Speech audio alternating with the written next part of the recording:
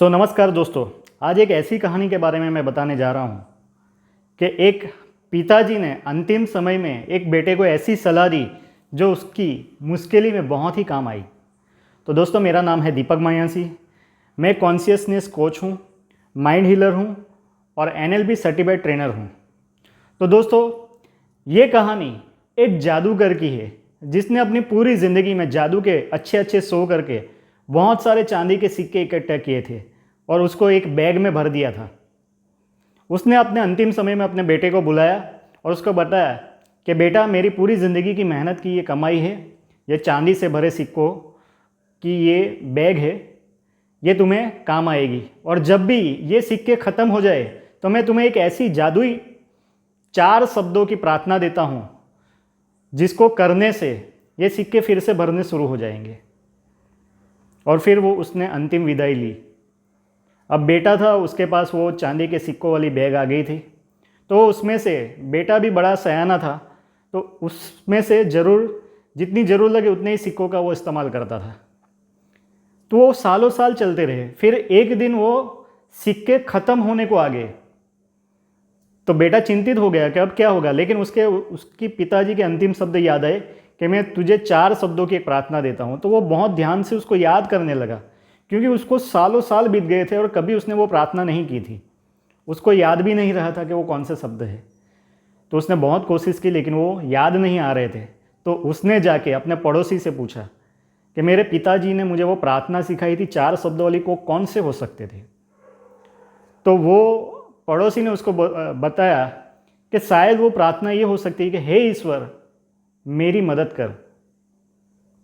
तो उसने लड़के को अच्छा लगा, उसने जाके वो प्रार्थना करनी शुरू हो गई, लेकिन कोई फ़र्क नहीं पड़ा। उसके सिक्के और कम होते जा रहे थे। फिर उसने जाके उधर गांव के पुजारी से मिला और उसको जाके पूरी घटना के बारे में बताया। तो पुजारी ने बोला कि तू ये प्रार्थना कर कि ईश्वर तू महान है, हे ईश्वर तू महान है। ये प्रार्थना करना शुरू कर दिया उसने। लेकिन फिर भी उसके सिक्के जो थे वो और घट गए, अब ख़त्म होने को आ गए थे। उसके पास कोई चारा नहीं था, ये प्रार्थना भी काम नहीं कर रही थी।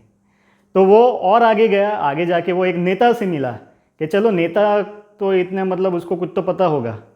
तो नेता से जाने के बाद पूरी कहानी सुनाई। तो नेता ने उसको बताया कि तू ये प्रार्थना कर कि हे ईश्वर मुझे वोट दो, ईश्वर मुझे वोट दो। तो उसने वो प्रार्थना करनी भी शुरू कर दी, लेकिन उसका परिणाम भी उसको नहीं मिला। मतलब सिक्के एकदम ख़त्म हो गए।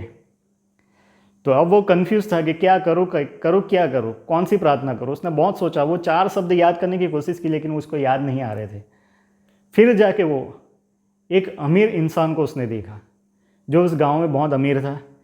उसने सोचा कि मेरे पिताजी जब काम करते थे, जब उनके पास बहुत सारे पैसे उन्होंने जमा किए थे, तो वो भी बहुत अमीर थे, शायद ये मुझे बता सकता है। तो उसने जाके वो अमीर इंसान को पूरी घटना के बारे में बताया। तो उस अमीर इंसान ने बोला कि मुझे नहीं पता तुम्हारे पिताजी ने तुम्हें कौन से वो 4 शब्दों की जादुई प्रार्थना के बारे में बताया था, लेकिन मेरी जो प्रार्थना है वो काम करती है, और हो सकता है कि शायद वही प्रार्थना हो। तो उसने बोला बताइए मुझे, कृपया करके मुझे बताइए कि वो कौन सी प्रार्थना है। तो अमीर इंसान ने उसको बताया कि हे ईश्वर तेरा शुक्रिया, हे ईश्वर तेरा शुक्रिया। और उसने वो प्रार्थना सुन ली और उसको अचानक याद आने लगा कि हाँ, मेरे पिताजी ने भी शायद यही 4 शब्दों की प्रार्थना मुझे बताई थी कि हे ईश्वर तेरा शुक्रिया। और उसने जाके वो प्रार्थना दिन रात करना शुरू कर दी। छोटी छोटी बात में वो भगवान का शुक्रिया अदा करने लगा, हे ईश्वर तेरा शुक्रिया। और पैसों के मामले में तो खास को करने लगा, हे ईश्वर तेरा शुक्रिया। और अचानक क्या हुआ, उसके वो सिक्के भरने चालू हो गए। उसको काम मिला और काम के ज़रिए उसके पास फिर से वो पैसा जमा होना शुरू हो गया और धीरे धीरे करके उसकी बैग पूरी भर गई। तो दोस्तों, ये कहानी हमें ये सिखाती है कि हमें जो भी चीज़ चाहिए उसके लिए सबसे पहले तो भगवान का शुक्रिया अदा करना शुरू कर दीजिए, क्योंकि धन्यवाद में वो बहुत बड़ी ताकत होती है कि वो आपको जो चाहिए वो चीज़ आपको प्राप्त करवा सकती है। तो जिस चीज़ की भी आपको ज़रूरत है उसके बारे में भगवान को पहले से ही एडवांस में ही शुक्रिया अदा करना चाहिए। अगर आपको प्यार चाहिए तो प्यार के लिए शुक्रिया अदा करना चाहिए। अगर आपके पास पैसे की कमी है, पैसे चाहिए, तो पैसों के लिए ईश्वर का शुक्रिया अदा करना शुरू कर दीजिए। जो भी आपको चाहिए उसके लिए आप भगवान का शुक्रिया अदा करना एडवांस में शुरू कर देते हो तो भगवान वो आपको देने के लिए मजबूर हो जाता है।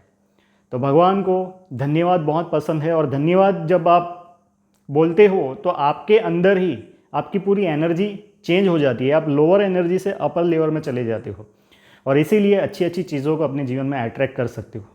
तो दोस्तों, आज की कहानी से आपने क्या सीखा कमेंट में मुझे ज़रूर बताइए, और मुझे ये भी बताइए कि इस कहानी को सीखने के बाद आप इसका कहाँ पे इस्तेमाल कर सकते हैं। और अगर ये कहानी आपको पसंद आई है तो लाइक कर दीजिए, मेरा जो वीडियो है वो मैक्सिमम लोगों के साथ शेयर कर दीजिए, ताकि उनके जीवन में भी ये कहानी सुनने के बाद एक बड़ा चमत्कार आ सके। और साथ ही साथ मेरे चैनल को अगर सब्सक्राइब नहीं किया है तो इसको सब्सक्राइब कर लीजिए। और दोस्तों, आज डे 4 था, आज मैं थोड़ा सा लेट हो गया, लेकिन फिर भी मैंने आज ये वीडियो बनाया है। 30 दिन का मैंने चैलेंज लिया है, 30 दिन का, उसमें से आज डे 4 है। कल फिर से मिलते हैं एक नई कहानी के साथ, एक नए वीडियो के साथ। आप लोगों का प्यार देने के लिए बहुत बहुत धन्यवाद, मैं दिल से बहुत आभारी हूँ। मेरे साथ ऐसे ही जुड़े रहे, मेरे साथ ऐसे ही बने रहे। Thank you so much. मिलते हैं नेक्स्ट वीडियो में।